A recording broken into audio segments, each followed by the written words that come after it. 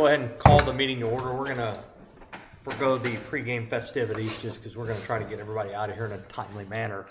I know this is an odd night. It's Monday, and I know, John, you had asked the question if this could wait until the regular meeting.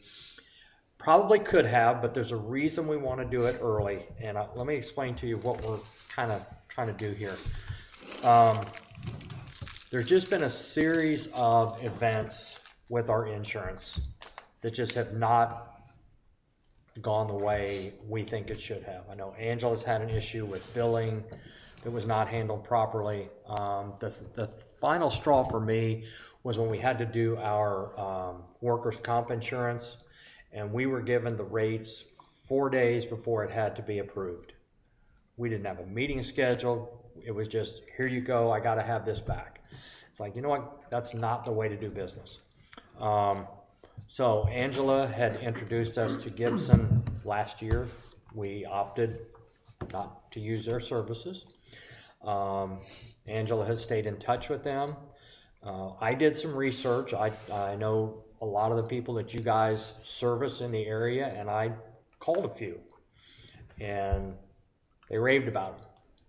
So we scheduled a meeting with the department heads, and these guys came in, and they've got a lot. I know we've had their presentation before, so they're going to kind of condense it. But the one thing I want you guys to explain, the thing that stuck with me the most that in our meeting was when we talked about how the problem was with the billing, and you guys had an answer. Well, let's do this. That's the reason we needed to meet early, because if we do opt to make a change, there's a time frame in between to change agents or brokers, and this gives them the opportunity to do it to where we can start doing we will have our new rates before we do our next year's budget, not after, and then say, oops, we screwed up. So I'm gonna turn the floor over to you guys and let you go. Sure. Well, thank you.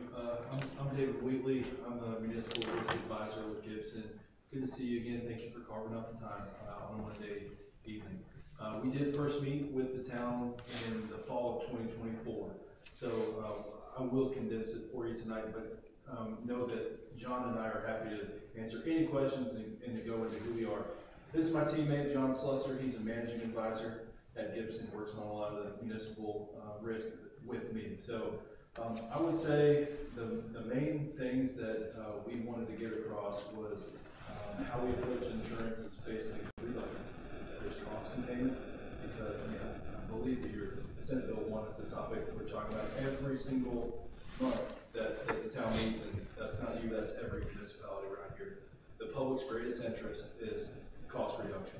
The second thing is strategic relationship. So this is a partnership between the insured and the broker where they know the space. We are members of AIM, Accelerated Indian Municipalities. We know what's going on in the state. We've got local government clients in the northern part of the state and a great concentration here in Johnson County. I see some of your folks at the AIM events. It's a strong, growing vertical for us that we understand. We have all the carrier partnerships that would interest the town.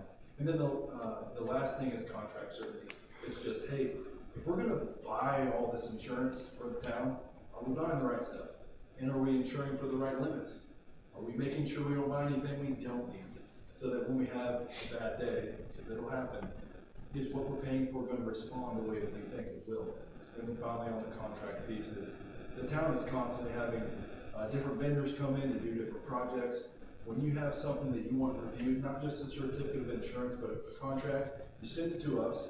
We have in-house folks that review this every day, and they know what indemnity language to look for a town to make sure that New Whiteland assumes the least amount of risk possible and places the most back on the vendor. So it's those 3 things: cost reduction, strategic relationship that makes sense, and then contract certainty that we're buying all this insurance. Are we certain that we're buying the right stuff and that it will respond how we want it to? So that's our process. There's no last second stuff. A look behind the curtain real quick is how do they come up with their pricing? It's largely based on the carriers are going to receive the submissions that we put together with your team, the town. How early do they get it? How thorough is it? How well does the broker know the town and its operations? Because if they're getting it last minute and it looks kind of rinse and repeat, that impacts your pricing. It's not just that you're calling a special meeting and it's inconvenient, it impacts the bottom line as well. So early to market, thorough, understanding your risk, figuring out, okay, where your loss is coming from, and then stepping in and learning and helping the town mitigate that. So that's our job. I'm so thankful that you took the time to reach out to some of our current insureds here in the county. When they tell you that, hopefully you said positive things. Yes, a lot of times it's savings. I mean, of course we're going for that, but it's service. We are a national broker. We've been around for almost 100 years, founded here in Indiana, but now we're across the country. And if you need us to show up, I mean, I live here. I can be here anytime. So that partnership is always there. And if you have a claims issue, we have a whole team. Again, in-house, on our same time zone here in Indiana. They've seen every tort claim. They've seen every police type of claim. We know municipalities, and we make sure things don't escalate, and that insurance can become one of the things that becomes predictable for the town. So I think that's what we do super well, and John and I have, we are familiar with the town's policies. What we would do coming out of this meeting is we're not going to accept any work that's been done before. We're going to do our own because we want to approach it differently. I'm not coming in here, we're not coming in here tonight to promise savings, although of course that'll be priority number one for us.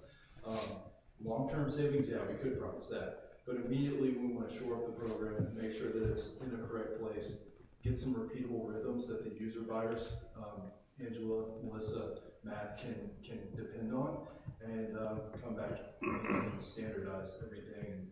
And that's what we do. So I won't harp on any of the things we learned. It was basic blocking and tackling issues that we learned with the current program. So we like to think a little more strategically. How does a town operate? I mean, town has plans for 5 years, for 10 years. There's strategic, comprehensive plans at every town. That's how we look at insurance. It's not just, okay, what do we do to survive this renewal? But okay, what can we shore up in year one, and what might be something we can tackle in year two, and then year three, and it builds on each other based on the risk profile of the town of New Whiteland. So, you want to talk about any specifics of next steps? The 7-1 came up as far as it might make more sense from financial and budgetary demands for the town to change the insurance date. Yeah, I can hit that real fast. So I'm John. Very nice to see you guys again. As you guys are probably familiar, the municipality landscape within the carrier space is pretty narrow. Not every carrier wants to do municipal work. We fully understand that. So you might recall, when we came here the first time, we did not have a quote. We felt like diligence needed to take place before we were able to provide a quote. Tokyo Marine's a great carrier. It's one we worked with very thoroughly. Travelers, you guys have experience in the past. Chubb, several others. We know the space very well. One thing that we wanted to touch base on with Tokyo Marine is that we don't want to take them behind barn. We think that they're a great carrier. We think it's just all the challenges that were shared were really tied to the brokerage relationship, not necessarily the carrier. We feel like there's a few things within the carrier space that we can clean up right away. One of which we're taking care of the schedules, property, auto. There's class codes that we're missing on workers' compensation or classed incorrectly, which impacts the general liability, which then impacts the umbrella and costs you guys more. There's some things that we can do that can happen very, very quickly with the current policy. And timing of the essence, which is why when this meeting has occurred, is because we knew that we needed to take over the program, the carrier, I should say, by agent of record with a 7-1 effective date. There was potentially a concern of minimum earned premium being owed. There was 25% that was paid up front. That is the minimum earned premium. So that's completely fulfilled. There's no issues there. If there was a short rate penalty, that has been completely shored up at that same time frame. So then the 7-1, July 1st, made the most sense because you don't have any of those duties. And then also it's great for the budgetary concern. We also think that gives us an opportunity to create a best in class, best of stack as a submission as pertains to your guys' risk for the carrier in the grand scheme of things too. It also provides us a little bit of time. The way the process works, I can hit that real fast, is we would have an agency of record letter signed. That helps us take over Tokyo Marine. That's followed by a 10-day rescission period. That 10-day rescission period allows you guys to change your mind. At the end of that 10-day rescission period, that's when we take over the carrier and we can start our cleanup. We can start focusing on alternatives, we can start focusing on the missing drivers, some of the billing concerns, some of the issues. We can shore all that up with a rewrite date of 7/1. That becomes the new policy year, 7/1 to 7/1, which then also allows us and y'all a ton of time to be able to focus on Travelers, Chubb, Liberty Mutual, you name it, as a potential replacement, if it needs to be replaced. But we feel like the carrier itself is not necessarily the problem. So that would be the process very cleanly. We do the heavy lifting. We did mention there is some mutual effort, but we do the heavy lifting and make it really easy on you guys. Questions? Concerns, comments? A couple of things I want to bring up, and Dwayne, you may want to chime in on this. And by the way, Matt called me right before the meeting. He has a family issue and asked if he had to be here. It's like, absolutely not. But Melissa in the meeting had brought up that she had asked Mayfield at least 3 times for a list of our covered drivers. And we have about, what, 60? Roughly About 60. 60. Their list consisted of 5. And I still do not believe she has gotten an actual firm list from them. And so, I mean, that kind of scared the bejesus out of us, because it's like, well, what if you're not on the list and he has an accident? Like, oh, and he may be covered. Yeah. But those are simple little things. And, I have to go back to last year when we did this, and I'm going to take some blame for this, because I was upset that you guys didn't come in and say, well, here you go, here's our price, without the understanding maybe that what you wanted to do was actually go out and what are we quoting, instead of taking somebody else's paperwork and saying, well, here, we're going to quote this. And we're finding so many things that we got a price, but then that price kept escalating because, oh, well, we didn't know you had this, or we didn't know you needed this. And so, that's on us. So I think we need to do our due diligence now, and based on what they presented at the meeting with the department heads, and especially, I had a long conversation with Carmen over in Whiteland, and because they use them pretty regularly now. And just my opinion, this is the time, so that when we come up July 1st, we're already made the change, and we're ready to start with whoever. And they're not wanting to change the companies we're using necessarily. Only if it's in the town's best interest. So, and that was one of the things I appreciated is when we did meet with you guys a couple weeks ago, there was no, well, they've got you with the wrong companies. Like you said, just like you did tonight, you're working with very good companies, just our broker's not doing us the best job. So. Well, I mentioned last year, I was very comfortable with Dean Mayfield. After years of doing work with him at my employer, well, shortly after we signed, Dean sold his agency, and he's not retired, but he's working his way there. So that he was bought by Hub International, which is an enormous conglomerate, and I think Dean cashed his check, and good for him, but Yeah. maybe he's not paying the attention he once was. Yeah. So, what other questions do you guys have? So this amounts to us officially changing brokers. That's what you're asking us to do? Very clearly. So we're out of Mayfield, we're into you guys. Yes. I realize what you're going to tell me is that's not going to be the case. What if they come back in 30 days and say, well, your premium's going up by $75,000? Well, let me answer that actually. There's really 2 points. We believe Tokyo Marine's a great carrier, as you mentioned. We don't think that it's a Tokyo Marine challenge. But one thing that we fully expect to run into is when you have 55 missing drivers on policy, once that's right size, there could be potential cost adjustment. If we are walking a park and we find that there's a $1 million playground that's missing, like a piece of equipment, auto, you name it, those are the things that would adjust. Us just serving as your broker would not adjust any things you see today from a cost perspective. So there would be a rhyme and reason should anything adjust, but that's how we then right-size the program to be best in class to then help maneuver savings in the long term. The factors that we can't control, like the market, since your renewal to now have not changed drastically. So it's not just gonna be, oh, well, general liability was this kind of rate here, now that's not gonna happen.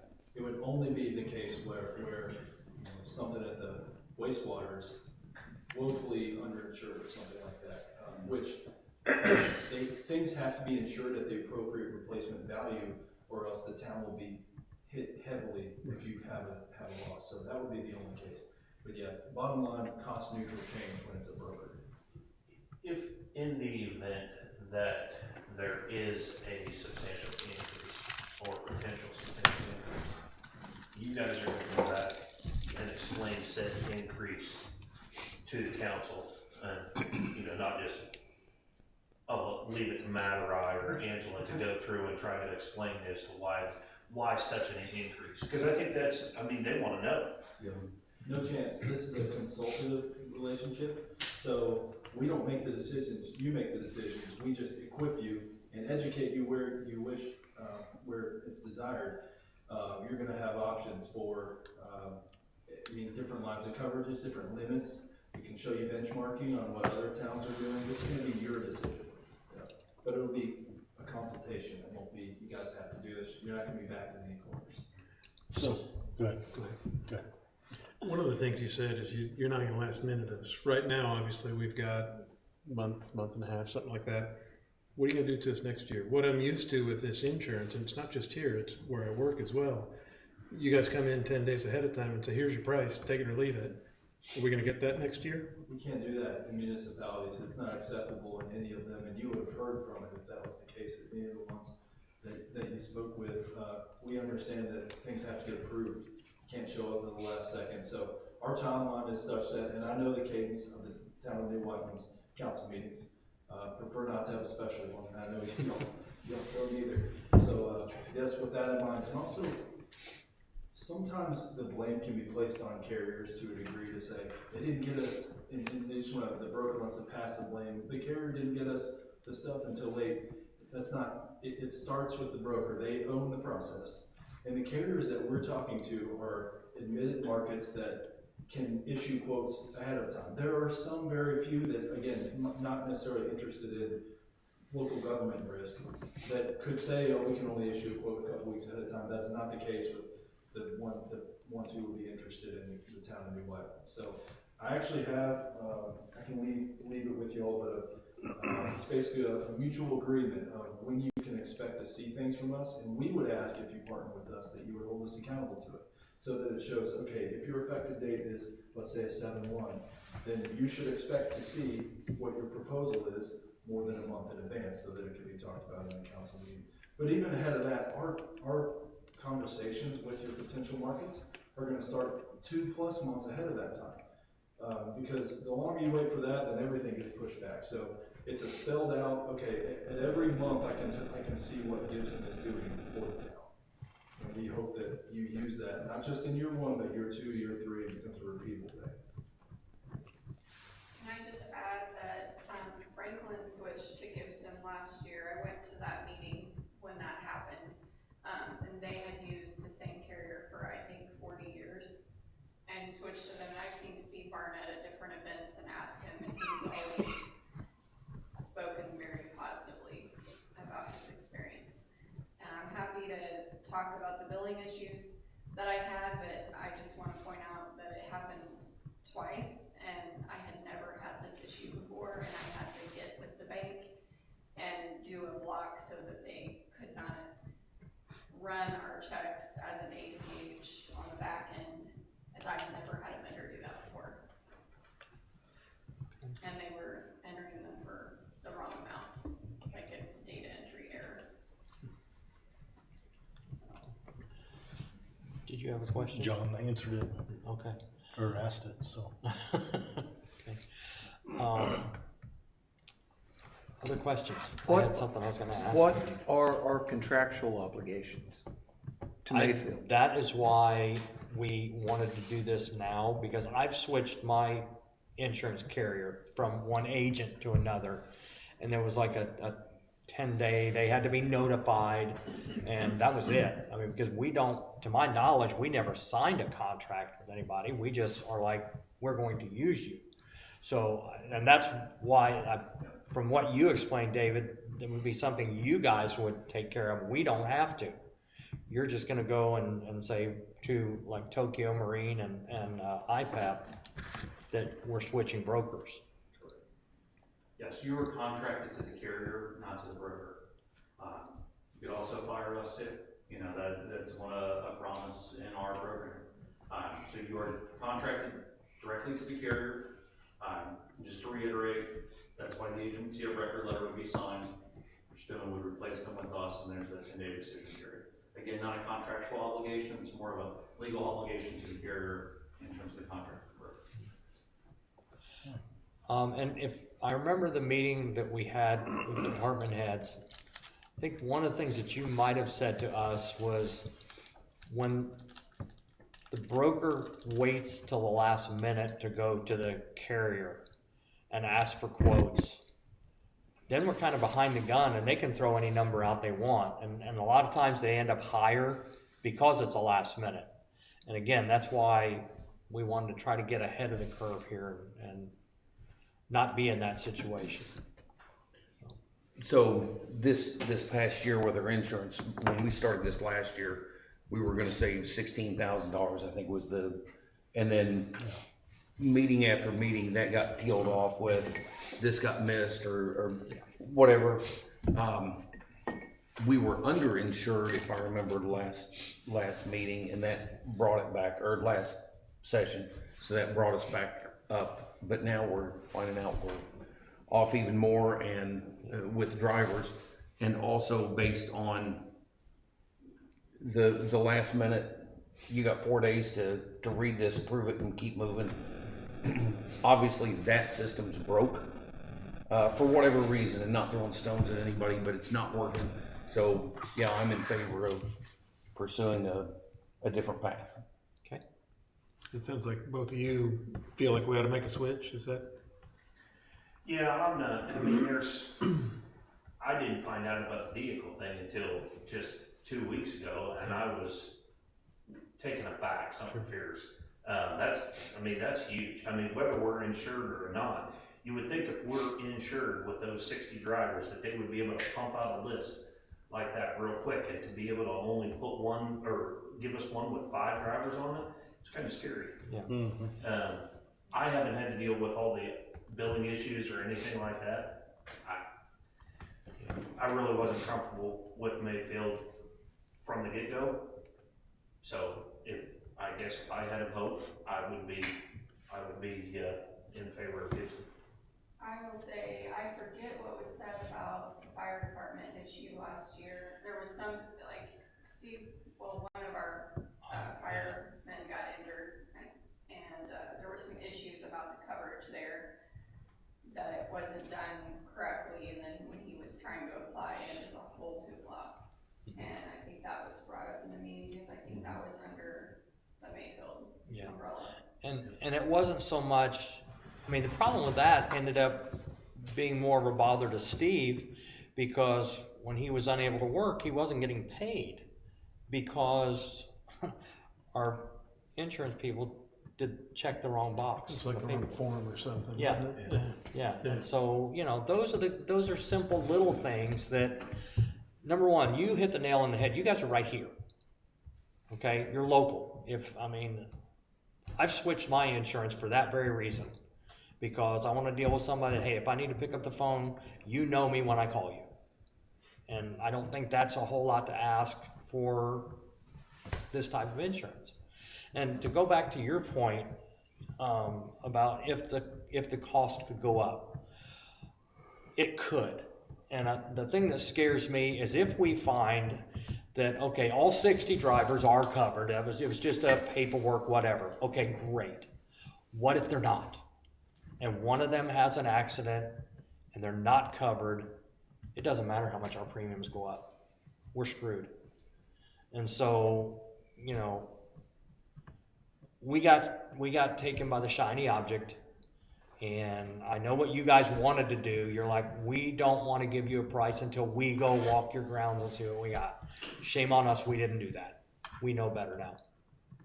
So, if somebody, at this point, if somebody would like to make a motion that we bring them on as our broker, So you'll get going and then come back with us, get back with us and.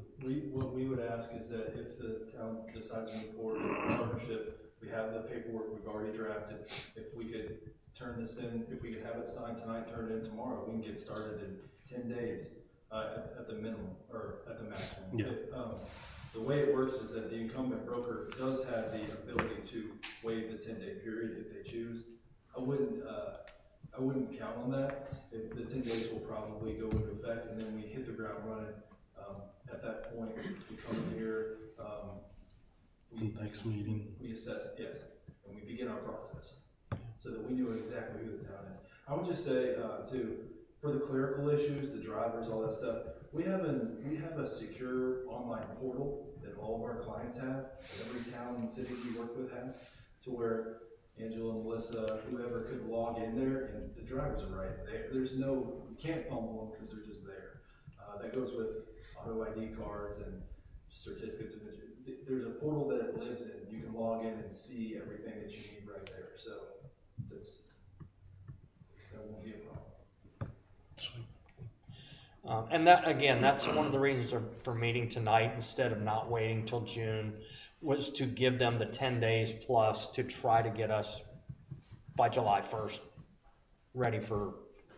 What I was gonna New say, quotes. if our coverage is gonna start July 1st, we definitely have to approve it in June, so. Yeah, so, I'll make a motion. okay, I'll second. motion by Chad, second by John Schlosky. Any other questions, comments, concerns? If not, all those in favor say aye. Aye. Opposed? 5 affirmative. Thank you, gentlemen. Thank you. Sorry it took a year. Appreciate it. My son's baseball game got canceled, so it's fine. Worked out perfect.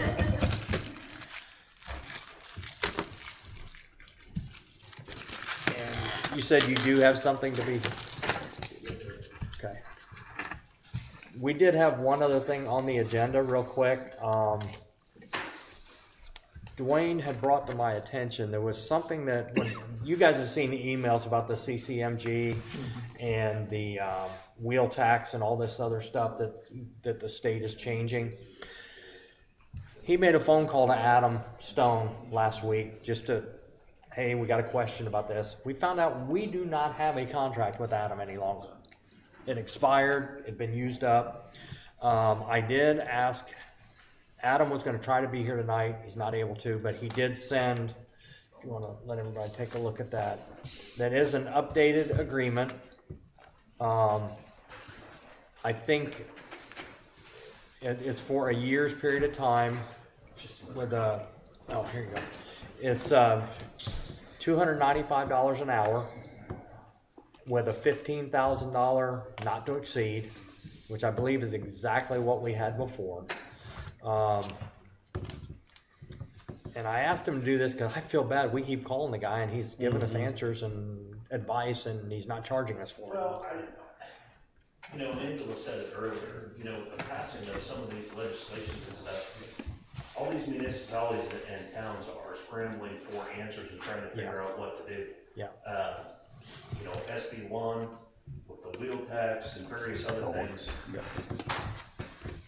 We're just gonna need help in the not so distant future, especially come budget time. Yeah. And again, this is, everybody that uses these guys uses Adam. So, it just kind of, and this didn't need to necessarily be done tonight, but since we were going to have a meeting anyway, and we are having questions right now as far as the advice on the wheel tax and things like that. So if anybody would like to make a motion that we approve this agreement with Adam, we will. If not, we can put it on the June agenda. Does it matter that under management representation, it says Whiteland Town Council? I did not see that. I'm just wondering because I'm not. Well, let them pay for it. Well, don't don't sign it, I will get them to revise it, and then if you guys Okay. choose to, I can swing by Okay. your place, John, and have you sign it. Okay, So I would be in favor of it. He talks a lot more knowledgeably than I could ever imagine. And there are we've had a lot of questions. Lee's answering to the best of his knowledge, but he